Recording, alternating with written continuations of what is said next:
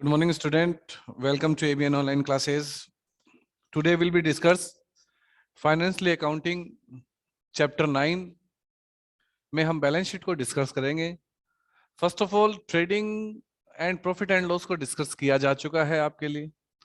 Trading जो direct expenses और आपको ग्रॉस प्रॉफिट या ग्रॉस लॉस को कैलकुलेट करने में क्या करती है, हेल्प करती है कि ग्रॉस प्रॉफिट कितना था, ग्रॉस लॉस कितना था. ग्रॉस प्रॉफिट या ग्रॉस लॉस की कैलकुलेशन के बाद नेक्स्ट स्टेज आता है प्रॉफिट एंड लॉस, जिसमें कैलकुलेट करते हैं net profit, net loss, indirect expenses इसमें शो होते हैं, इनडायरेक्ट इनकम इसमें शो होती है और रिजल्ट आता है नेट प्रॉफिट या नेट लॉस. थर्ड जो फाइनेंशियल स्टेटमेंट में हमारे अकॉर्डिंग स्टेज है वो है बैलेंस शीट. बाकी ट्रेडिंग के बाद में एक ऑपरेटिंग और आता है जिसको हमने छोटा सा कंसल्ट किया है, लेकिन नॉर्मली जो हमारे सिलेबस में है उसमें ट्रेडिंग, फिर P&L और फिर बैलेंस शीट को हमें क्रिएट करना होता है. तो बैलेंस शीट के अंदर का जो फॉर्मेट है वो मैंने सेंड किया था, उसका कंसल्टेशन कर लेते हैं उसमें कौन सा डिजिट्स कैसे आ रहा है. तो चलो उसका कंसल्टेशन करते हैं. एक second.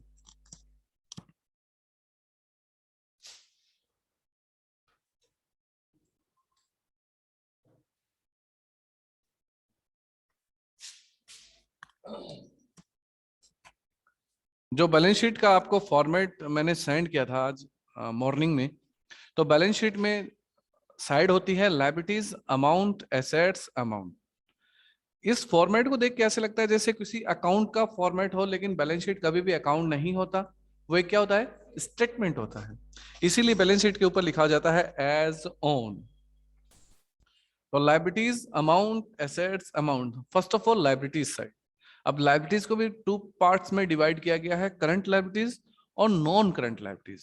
Current liabilities means liabilities convert in cash with in 1 year. जिसको 1 ईयर में आपको कैश में कन्वर्ट करना होगा, कैश में पेमेंट करना होगा, जिसका पेमेंट करना है विद इन 1 ईयर, 1 साल में पेमेंट करना है, वो करंट लायबिलिटीज.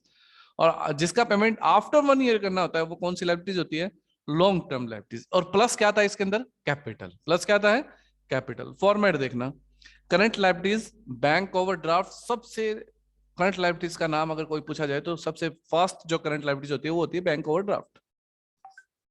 Bank overdraft. फिर बीपी, बिल्स पेबल, ऐसे बिल्स जिसका पेमेंट करना है.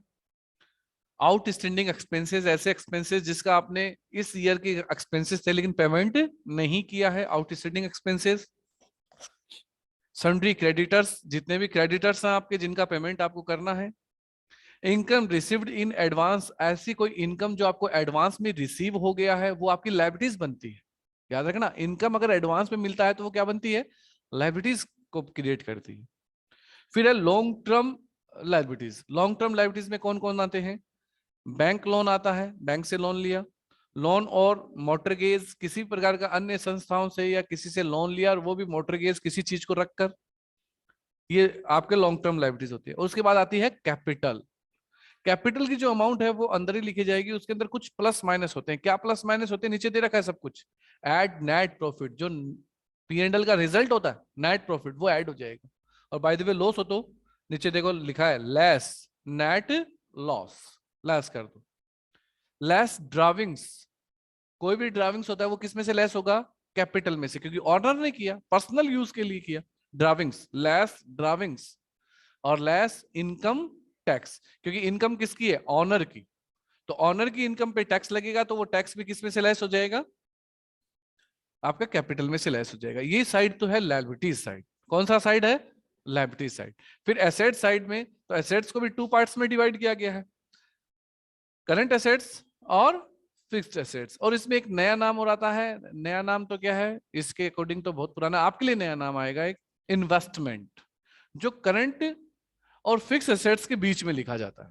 बाकी होता वो फिक्स एसेट्स है नॉर्मली, लेकिन उसको बीच में लिखा जाता है. पहले करंट एसेट्स, फिर इन्वेस्टमेंट, फिर फिक्स एसेट्स लिखी जाती है. करंट एसेट्स जो विद इन 1 ईयर कन्वर्ट हो जाएगी किसके अंदर, कैश में. किस में कन्वर्ट होगी, कैश में कन्वर्ट होगी, उसे कहते हैं करंट एसेट्स. जिसके क्या क्या नाम है जो बैलेंस शीट में आते हैं, कैश इन हैंड, जो आपके पास कैश पड़ा है. कैश एट बैंक, जो बैंक में है. बिल्स रिसेबल, ऐसे बिल्स जिनका पैसा मिलने वाला है. Sundry debtors, prepaid expenses, accrued income, stock, stock में इसने स्टॉक के नाम 3 लिए हैं, finished stock, work in progress और रॉ मटेरियल। ये तीनों स्टॉक के ही पार्ट्स हैं। और स्टॉक को आजकल बोला गया है इन्वेंट्री भी बोला जाता है, कहीं कहीं क्या बोला जाता है, इन्वेंट्री। फिनिश गुड्स का मतलब ऐसा स्टॉक जो आपके पास सेल के लिए तैयार है, उसे बोलते हैं फिनिश गुड्स, यानी वो सेल हो सकता है, फिनिश्ड। वर्क इन प्रोग्रेस, ऐसा स्टॉक जो सेल के लिए तैयार नहीं है, बन रहा है, वर्क इन प्रोग्रेस। ऐसे गुड्स आप बनाते हो तो वो बन रहे हैं। Next, raw material. Raw material का मतलब कच्चा माल, जो आपके पास, वो कच्चा माल जिससे आप अपना प्रोडक्शन करते हो, तो वो आपके पास है तो स्टॉक तो है, लेकिन वो रॉ मटेरियल है, उससे चीजें अभी बनी नहीं है। बननी स्टार्ट हो जाएगी तो वो क्या कहलाएगा, वर्क इन प्रोग्रेस। और जब बन चुकी होंगी तो वो क्या कहलाएगा, फिनिश गुड्स। जबकि होते तीनों स्टॉक के ही पार्ट है। भाई रॉ मटेरियल इतना पड़ा है, वर्क इन प्रोग्रेस इतना है, और फिनिश इतना है। फिनिश का मतलब बिकने के लिए तैयार, वर्क इन प्रोग्रेस यानी बिकने के लिए तैयार हो रहे हैं, और रॉ मटेरियल यानी बनेंगे, अभी कच्चा माल पड़ा है। जैसे आप खिलौने बनाते हो तो प्लास्टिक पड़ा है, वो कच्चा पड़ा है। नेक्स्ट है इन्वेस्टमेंट। इन्वेस्टमेंट आ जाएगा।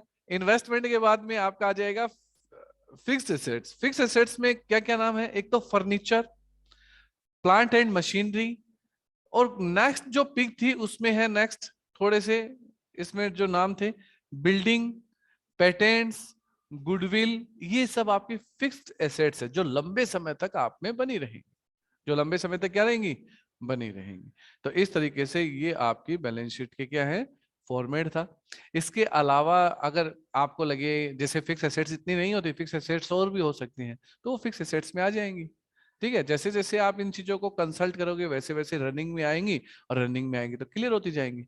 तो ये बैलेंस शीट का आपके लिए फॉर्मेट था जो हमने कंसल्ट कर लिया।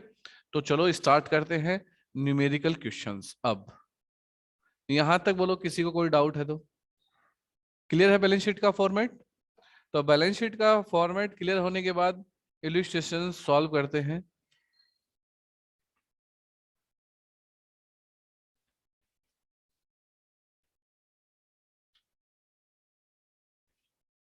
इलस्ट्रेशन नंबर कौन सा आएगा, 6। एक चीज और याद रखना, ट्रेडिंग का रिजल्ट होता है वो ग्रोस प्रॉफिट या ग्रोस लॉस को शो करता है। P&L का जो रिजल्ट होता है वो नेट प्रॉफिट या नेट लॉस को शो करता है। जो बैलेंस शीट होती है वो किसी भी फर्म की क्या बताती है, पोजीशन। लेकिन क्या उसका कुछ रिजल्ट आता है क्या, बिल्कुल नहीं। उसके दोनों तरफ के साइड हमेशा क्या होंगे, इक्वल। अगर बाय द वे इक्वल नहीं है तो गलती हमसे है, ठीक है ना। क्योंकि आपने अकाउंटिंग इक्वेशन में पढ़ा है, assets is equal to liabilities plus capital. आपकी लायबिलिटीज की तरफ लायबिलिटीज और कैपिटल दोनों चीजें लिखी हुई हैं आपके बैलेंस शीट के फॉर्मेट में, और एसेट्स की तरफ सारी एसेट्स लिखी है। इसका मतलब क्या आना चाहिए, इक्वली आना चाहिए। क्या आना चाहिए, इक्वल। ओके, चलो इलिस्ट्रेशन नंबर 6 सॉल्व करते हैं। Prepare trading and profit and loss account and balance sheet as on March 31, 2017। आपको प्रिपेयर करना है trading, profit and loss and balance sheet as on March 31, 2017। आपके पास क्या क्या चीजें गिवन है, अकाउंटिंग टाइटल्स, अमाउंट में क्या है, कंसल्ट करते हैं। देखना मैं बोलता चलूंगा, ये ट्रेडिंग में आएगा, ये P&L में आएगा, ये बैलेंस शीट में आएगा, बैलेंस शीट में आएगा तो ये एसेट्स है या ये लायबिलिटीज साइड है। आप भी कुछ इस तरीके से सीख, जैसे ही सीख गए, थोड़ा सा प्रैक्टिस किया, तैयार हुआ। देखो, फर्स्ट ऑफ ऑल है machine, assets, sundry debtors, assets, drawings, capital में से less, purchase, trading, wages, trading, sundry expenses, P&L, rent and taxes, P&L, carriage inward trading, inward trading और outward P&L, bank, assets, opening stock, trading. CR side आते हैं, capital, liability side, BP, liabilities, sundry creditor, liabilities, और sales, trading. नीचे एक information है, याद रखना, जो ट्रायल बैलेंस में इंफॉर्मेशन आती है वो आपके ट्रेडिंग, P&L या बैलेंस शीट, तीनों में से एक जगह ही जाएंगी। और कितनी बार जाएंगी, एक बार, हमेशा याद रखना इस चीज को। ये जो टाइटल्स आपको ट्रायल बैलेंस में मिलते हैं वो एक जगह जाएंगे, या तो ट्रेडिंग में, या P&L में, या बैलेंस शीट में। लेकिन जो ट्रायल बैलेंस से नीचे अमाउंट्स मिलती हैं जिन्हें एडजस्टमेंट बोलते हैं, वो कम से कम कितनी जगह शो होंगे, टू साइडेड। जैसे नीचे बोला है क्लोजिंग स्टॉक 22,400, दो जगह शो होगा, टू साइडेड है। कहां कहां शो होगा? एक तो ट्रेडिंग में जाएगा, क्लोजिंग स्टॉक कहां जाएगा? ट्रेडिंग में जाता है, ट्रेडिंग में। और एक स्टॉक कहां जाता है? बैलेंस शीट में। बैलेंस शीट में क्या जाते हैं? स्टॉक। किस साइड? एसेट्स। ठीक है ना, गया ना दो साइड। एक तो कहां गया? ट्रेडिंग में, और एक कहां गया? अब आप बोलोगे सर अगर ये भी इसमें आ जाता, किसके अंदर? ट्रायल बैलेंस में, तब क्या करते? बिल्कुल, तब ये भी एक जगह जाता, और कहां जाता? बैलेंस शीट के एसेट्स में।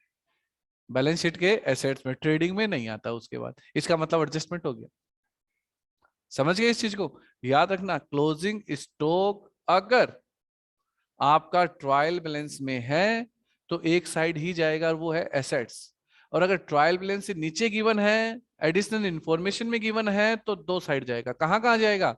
Trading and balance sheet. Trading में किधर जाता है? CR side. और बैलेंस शीट में किधर जाएगा? Asset side. तो बनाते हैं ट्रेडिंग अकाउंट, क्वेश्चन नंबर 6 का। Question number 6, trading account.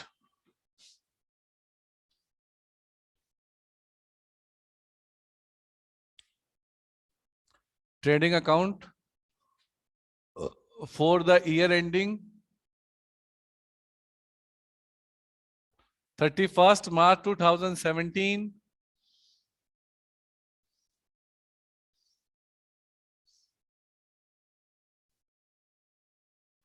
particular amount, particular amount,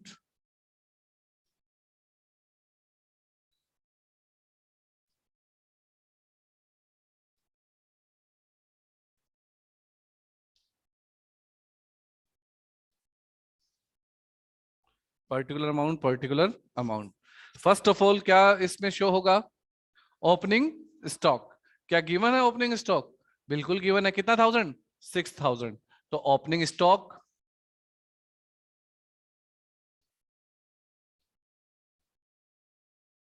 6000। Next, purchase कितना है? 58,500 to purchase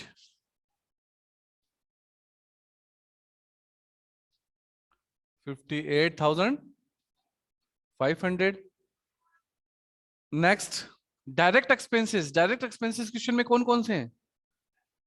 wages direct expenses होता है, ट्रेडिंग में शो होता है। टू वेजेज कितना? 1000 है। कितना? 15,000। वेजेज के बाद में और डायरेक्ट एक्सपेंसेस कौन सा है? Carriage inward 450।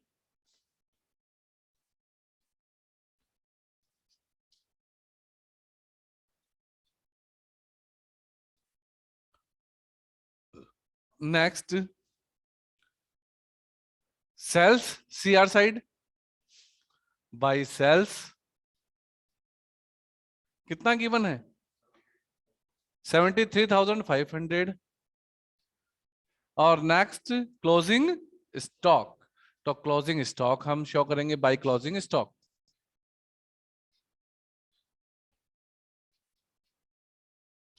कितना गिवन है?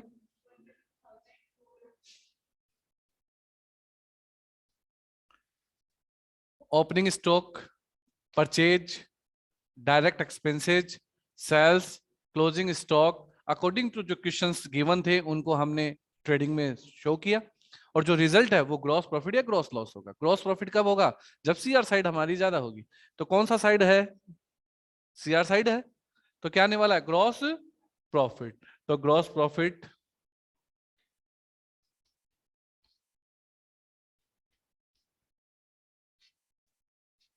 और ट्रांसफर किस में कर देंगे? पी एंडल में। पी एंडल में ट्रांसफर हो जाएगा।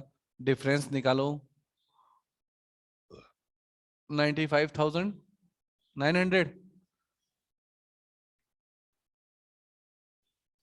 95,900 में से लेस कर दो,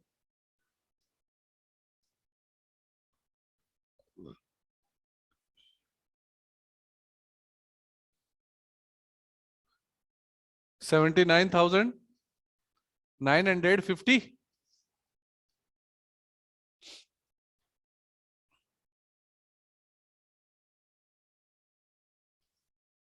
15,950, 15,950 रिजल्ट।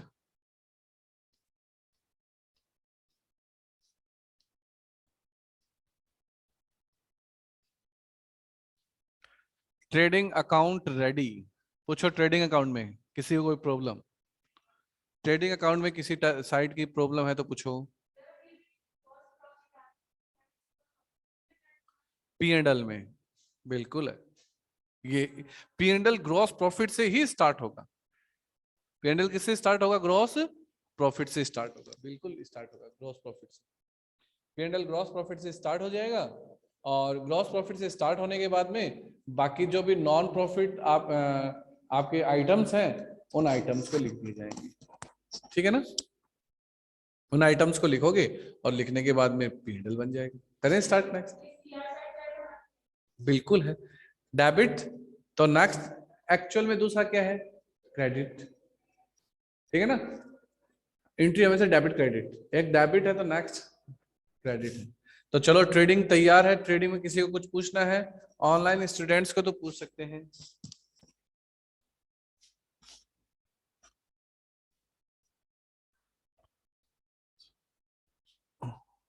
ऑनलाइन पार्टिसिपेट,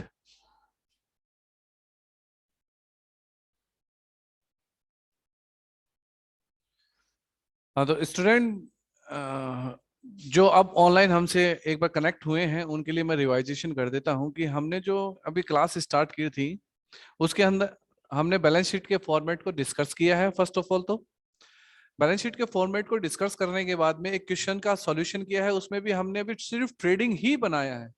ट्रेडिंग बनाते ही हमने वापस से आपको लिंक भेजा जिसमें आप कनेक्ट भी हैं। तो इस वीडियो में जो आज मैं आपको शेयर कर दूंगा उस वीडियो को आप एक बार वापस से देख लेना, ताकि आप फॉर्मेट को कंसल्ट जो हमने किया है उसको देख सकें और उसके रिलेटेड कोई भी डाउट्स आए तो पूछ लेना।